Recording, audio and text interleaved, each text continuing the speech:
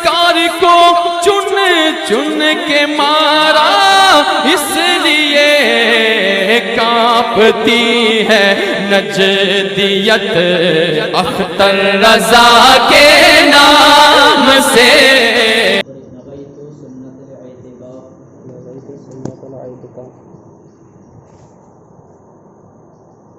इंशाअल्लाह मैं आपको औलाद की तरबियत और तालीम के बारे में बताऊँगा। औलाद अपने बच्चों को कैसे तरीके से तालीम देना है और बच्चे क्यों बिगड़ते हैं और किस वजह से अस्पतालों से बताऊँगा। तो सबसे पहले एक वाक़या बताऊँगा। ये एक शख्स था जो परहेज़गार इंसान था, उसके इंतकाल हो गया। किसी ने उसको ख्वाब में देखा तो वो जन्नत में टहल रहा है। क्या है? जन्नत में टहल रहा है। पूछा मा फ़अलल्लाहु बिका, अल्लाह ने तेरे साथ क्या मामला किया, तो जन्नत नसीब क्यों हुई? हालांकि जन्नत में तो क़यामत में जाएंगे, मगर अल्लाह तबारक तआला बाज़ ऐसे लोग हैं जिनको मरने के बाद क़यामत तो मिलेगी जन्नत में, मगर दुनिया ही में उसकी बशारत अल्लाह ताला दे देगा दूसरे मुल्क। तो उसने पूछा मैं गरीब था, जब ईद का मौका था तो मेरे लड़के को लेकर मैं कपड़ा ख़रीदने गया, यानी कपड़े ख़रीदने के लिए चले गया। तो जैसे जाकर मैं मुश्किल के साथ पैसे कमा लिए, क्योंकि औलाद पूछेगी इसलिए आज भी तरीक़ा है नहीं, बाबा ये रहे बाबा मुझे क्या कपड़े दिलाते, कौन से कपड़े दिलाते। तो बच्चे ने दरियाफ्त किया तो बाप ने पैसा एक एक कौड़ी जमा करके, यानी एक एक पैसा जमा करके कहा बेटे आज इंशाअल्लाह ईद हम खुशी से मनाएंगे। ये कहकर बाज़ार गया लेने के लिए, यानी बच्चे को साथ में लेकर नहीं गया। क्यों नहीं लेकर गए? इसलिए आज हमारे पास इतनी दौलत है, हम बच्चों को ले जाकर दुकान में बिठा देंगे, जो चाहे ले ले। मगर वो गरीब था बेचारा, बहुत मेहनत करके सिर्फ एक जोड़ा, वो भी मामूली जोड़ा लेने के लिए चले गया। तो जैसे दुकान से लेकर बाहर निकला, एक ऐसा गरीब यतीम बच्चा रो रहा था। पूछा बेटे क्यों रो रहा है? कहा सब लोग ईद मनाते हैं, मेरे पास कुछ नहीं है, मैं रोज़ भीख मांगता हूँ तो सिर्फ खाने गुजारा हो जाता है, मगर मैं कपड़े नहीं पहन सकता। अब वो बेचारा क्या समझा कि मेरे औलाद के लिए इतनी मेहनत से पैसे कमाया था और कपड़ा ले लिया, तो मेरा बेटा अगर तकलीफ पड़े तो कोई गवारा नहीं है, तो उस बच्चे को मोहब्बत के साथ दे दे। कहा बेटे जा तो खुशी से ईद मना ले। अब वो बच्चा हंसता हुआ चले गया और ईद में खुशी के कपड़े पहन लिया। तो इसलिए मरने के बाद इसका यही अदा अल्लाह तबारक तआला को पसंद आता है। ये अदा अल्लाह को बहुत पसंद आ गई। अल्लाह ने फरिश्तों से कहा कि ऐ फरिश्तों, मेरा ये बंदा जब कब्र में आराम फरमा रहा है, आराम कर रहा है, इसे तुम कुछ भी मत पूछो। क्यों? अपने बच्चों को कुर्बान करके दूसरे यतीम बच्चों के लिए इतनी मेहरबानी किया और कुर्बान कर दिया है, उसके अदा मुझे पसंद आ गई है। उसके तमाम गुनाहों को मिटा दिया और पूरे गुनाहों को मिटाने की बात ही नहीं, मिटाकर उसके गुनाहों को नेक में बदल दिया। देखो कितना बड़ा अमल किए, लाखों करोड़ों रुपए नहीं दिए, सिर्फ एक मामूली सा कपड़ा अपने बच्चे को छोड़ दूसरे को कुर्बान कर दिए। अल्लाह ताला उसके पूरे गुनाहों को मिटाने वाली बात है, गुनाहों को माफ़ करके उसके बदले में नेकियां उसने बढ़ा दिया। तो अंदाज़ा लगाए सिर्फ हम ये यतीम बच्चे के लिए रहम करें। आज हमारे पास बेशुमार दौलत है नहीं, मगर हुज़ूर अलैहिस्सलाम फरमाते हैं जब तुम अपने औलाद को कुछ भी अच्छे कपड़े कुछ भी पहनाओ तो उसकी तारीफ़ गरीब बच्चों के सामने मत करो। अगर कोई गरीब बच्चा यतीम बच्चा घर पे आया है, देख मेरे बेटे कपड़े कितने अच्छे हैं, तो वो शायद समझेगा काश मेरे बाप जो होते इतने अच्छे कपड़े लाते थे, नहीं ला सके, उसके दिल में दर्द पैदा होगा। तो हुज़ूर अलैहिस्सलाम फरमाते हैं जो कोई बाप अपने बच्चे की तारीफ़ यतीम बच्चे के सामने करता है, वो यतीम बच्चे के दिल में दर्द पैदा होता है, उसके 40 साल की इबादतें बेकार होते हैं। कितने साल के? 40 साल की बातें बेकार हो गया अगर किसी यतीम के बच्चे को हम सताएंगे, क्योंकि दिल में थोड़ी ना थोड़ी बात आएगी मेरा बाप ये कितना अच्छा है। इसलिए नहीं, अगर यतीम बच्चा है उसके सामने जो है कभी अपने बच्चों की तारीफ़ मत करो, नहीं करेंगे नहीं। हाँ, अगर तारीफ़ करना है, ऐसा भी है थोड़े लोग ऐसे रहते हैं यतीम बच्चे कपड़े जाना है तो लेकर जाएंगे, मगर ये भी अच्छा ख्याल रखें आप, क्योंकि हम पढ़े लिखे आलिम तो बन सकते हैं, सब कुछ करते इल्म हासिल करते हैं, मगर अमल के मैदान में जब उतरना है कमज़ोर होता है। क्या अक्सर पढ़े लिखे में इसमें मुब्तला है। अगर आपको लेकर जाना है क्योंकि रमज़ान का महीना आता है, हम क्या समझते हैं सदक़े का पैसा कुछ भी है, गरीबों को कपड़े दिलाइए। अगर आप गरीब को कपड़े दिलाना है तो अपने औलाद को साथ में लेकर, यतीम को जब साथ में लेकर जाते हैं, जो अपने औलाद के लिए खरीदते हैं उससे 10 रुपये की ज़्यादा अपने यतीम बच्चों का खरीदें। समझ मेरी बात? जो अपने औलाद के लिए अगर 1000 रुपये जोड़ा खरीदते हैं तो गरीबों को जो देते हैं हम सदक़े के लिए, उसमें कम से कम 1100 रुपये, कम से कम ज़्यादा कीमत का खरीदें। अगर आप क्या करते हैं, जाने के बाद बच्चे बिठाते, बेटे जा क्या होना ले जाओ, बेटे जा ये ले जाओ, उससे अच्छा ले जाओ बेटे। यदि बच्चे को वो मामूल कम रेट में कपड़े दिखा दो, बच्चे तो गरीब बच्चा है, रमज़ान में देना। अब बच्चे दिन के आप समझो क्या गुजरेगी उसके ऊपर, खुश होगा बच्चा, वो समझेगा अरे उससे अच्छा दिला रहे। अब ये समझेगा अरे मेरा बेटा है। हाँ, अगर आप कम कीमत दिलाना चाहते हैं तो बच्चे को साथ में मत लेकर जाए, जो भी है देना है लेकर ला कर दे दीजिए, मगर बच्चे को, अपने बेटे को ज़्यादा दिलाना और यतीम बच्चे को कम से कम। अगर कोई दुकान वाला रहेगा, नहीं भाई अच्छा रहता है ना, बता रेट कहाँ तो ले, गरीब बच्चा बस, अब उसके दिल में तकलीफ होगी। अगर तुम कपड़े दिलाओगे इस नीयत से मुझे सवाब मिलेगा, बल्कि सवाब के बदले उल्टा तुम गुनाह कमा रहे। अगर नहीं भी दिलाए होते तो कोई फ़र्क नहीं पड़ता था, मगर दिला कर क्या तुम उल्टा गुनाह कमा रहे, है ना? ऐसा मत करिए। अगर अपने बच्चों के साथ लेकर जाते हैं तो बराबर भी नहीं, बच्चे से बढ़कर ज़्यादा है। क्यों दिलाना है? क्योंकि तुम्हारा बेटा जो है आज ही पहनेगा और वो भी आज पहनेगा, मगर दूसरे दिन वो यतीम बच्चा नहीं पहन सकता। हमारा बेटा हर हमेशा पहन सकता है, इसलिए अपने बेटों के ज़्यादा यतीम मिस्किन बच्चों की इंशाल्लाह आपको रहम करेंगे इंशाल्लाह।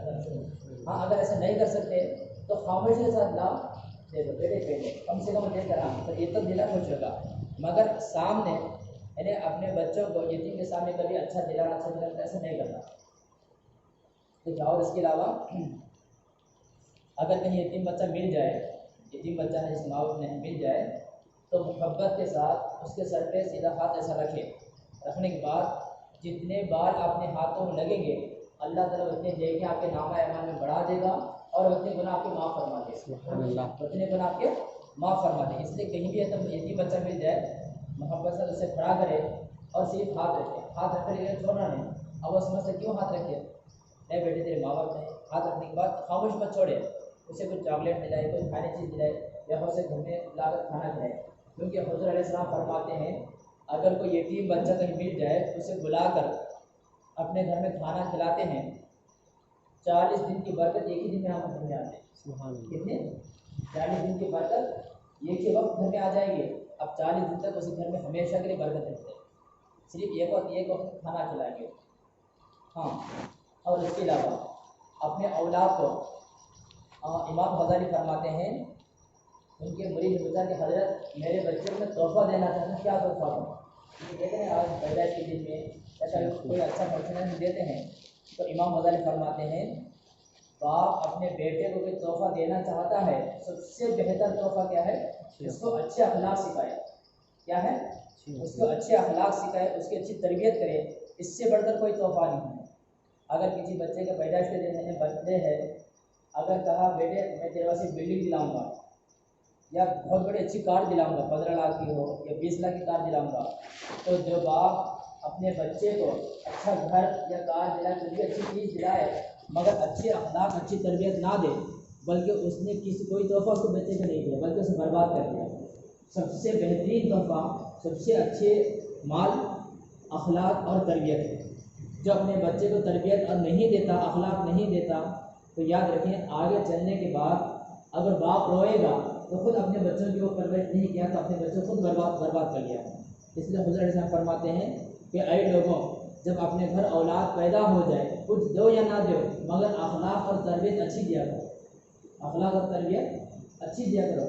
अगर अपने बच्चों को अच्छी अखलाक अच्छी तरबियत देंगे तो इंशाअल्लाह तबारक अल्लाह एक बच्चा बाप के उठाकर हाथ दुआ करने की ज़रूरत नहीं, हाथ उठाकर दुआ करने की ज़रूरत नहीं। अगर अच्छे अखलाक सिखा ले, कहीं भी चले जाए अच्छे अखलाक दुश्मनी दिखाता है, उससे उसके अच्छे अखलाक के ज़रिए ही से उसके बाप के नाम अमल नेके बढ़ते चले जाएंगे। क्योंकि वो बंदा तो भी मर गया है, जिंदा तो नहीं है, बाप मर चुका है, मगर अपने बच्चों को अच्छे अखलाक सिखा कर चले गया।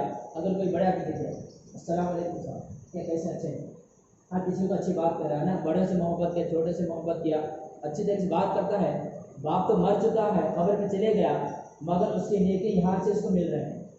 इसके लिए क्या, जो बाप अपने बच्चे को अच्छी अखलाक और तरबियत देकर गया, मगर जो बाप बेशुमार दौलत अपने बच्चे को दिया, मेरा बेटे कभी तकलीफ नहीं उठाना, अच्छे बड़े बिल्डिंग में रहना, कहीं भी चले गए तो बस में नहीं जाना, तकलीफ नहीं होना, अच्छी कार होना, अच्छा ये रहना, अगर अखलाक ना सिखाए तो जब बाप मर जाता है तो खुद अपने आप को बर्बाद करके मरता है। क्यों? बच्चे तो ये मालूम होता है मेरे बाप अच्छी दौलत दिया, कभी उसको अखलाक नहीं मालूम रहते, तो उसके ज़रिए से क़यामत के दिन में बाप पकड़ा जाएगा। तो दुनिया की दौलत देने के साथ साथ क्या करना था, अखलाक और तरबियत, क्योंकि याद रखें ये अखलाक और तरबियत सोने हीरे से बढ़कर एक कीमती चीज़ है, मालूम है, अखलाक और तरबियत सोने हीरे से बढ़कर है, मगर आज हमारे अंदर ना तो किसी के पास अखलाक भी है, ना तो किसी के पास तरबियत भी है तरबियत नहीं। इसलिए मेहरबानी करके अभी भी वक्त है, अपने बच्चों को अच्छे अखलाक और अच्छे तरबियत इंशाल्लाह सिखाएंगे इंशाल्लाह। देखो आखिरी हदीस बता रहा हूँ मैं, जिसके पास लड़कियाँ हो, यानी लड़की पैदा हो जाए, क्योंकि हज़रत अलैहिस्सलाम फरमाते हैं 1 या 2 या 3 लड़कियाँ अगर पैदा हो जाए, ये मिसाल बता रहे हैं, अगर 10 लड़कियाँ भी क्यों ना हो, अगर बच्चे पैदा हो जाए उसको अच्छी तरीके से पाले और उसे परवरिश करे, अगर शादी कर दे, जो बाप अपने बच्चे की अच्छी परवरिश कर शादी कर देता है उस पर जन्नत वाजिब हो जाती है, उस पर जन्नत वाजिब हो जाती है। क़यामत के दिन यही लड़की अल्लाह तबारक तआला से बहस करेगी, अल्लाह तबारक तआला तूने मुझे फलां बंदे के पास भेजा था, और बाप मेरी अच्छी परवरिश किया, मुझे अच्छा पाला और मुझे शादी ब्याह करके दे दिया है, जब तक वो जन्नत में नहीं जाएगा मैं तुझसे बहस करती ही रहूँगी। तो ऐसी बच्ची बहस करके वो जन्नत में लेकर जाएगी, जन्नत में लेकर जाएगी। मगर ऐसे बच्चे को हम क्या करना चाहिए, शादी ब्याह नहीं मगर अच्छे अखलाक से करना। मगर आजकल ये भी देखें, शादी तो हो जाती है, होने के बाद हमेशा फोन, बाबा मुझे ऐसा सता रहे, वैसा करते हैं, ऐसा करते हैं। हाँ, सताना अलग बात है, अगर देवर एक बात बोले या ननंद एक बात बोले या उसके जेठ एक बात बोले, फ़ौरन फ़ोन आता बाबा ऐसा बोले। इसलिए ऐसे अखलाक सिखाओ, अगर कुछ भी तकलीफ हो जाए, अगर बाप फ़ोन करे बेटी कैसी है, बाबा मैं बहुत खुश हूँ बाबा, क्योंकि इमाम गज़ाली फरमाते हैं, शेख शादी भी फरमाते हैं, जब बच्चे शादी होने के बाद अपने ससुराल चली जाती है, उस वक्त में अगर सास ससुर किसी की तरफ से कोई तकलीफ आती है, जब माँ बाप मुझे बेटी कैसी है अगर शिकायत ना करे, बाबा मैं बहुत खुश हूँ, तो अल्लाह ताला उस बच्चे की ज़िंदगी अच्छी बना देगा। ये इम्तिहान के लिए उसे पहले तकलीफ आएगी, बच्चे क्या बोलना, बाबा मैं बहुत अच्छी हूँ, ये कब बोलेगी, हम ऐसे अखलाक सिखाएंगे तो। क्योंकि अगर बचपन से अखलाक सिखाओ, बेटी तकलीफ हो जाए बर्दाश्त करो, हज़रत बी फातिमा रज़ी अल्लाह तआला अन्हा बर्दाश्त किए हैं, तुम ऐसा करो। अगर उनके सीरियस सिखाए होते, उनके अगर मीठे हम सिखाए होते, तो जो बच्ची यही कहेगी कि बाबा मैं खुश हूँ, बस मेरे लिए दुआ करो। जब बाप खुश हो जाएगा, अल्लाह ताला भी खुश होगा, तो इंशाल्लाह उसकी ज़िंदगी अच्छी बन जाएगी।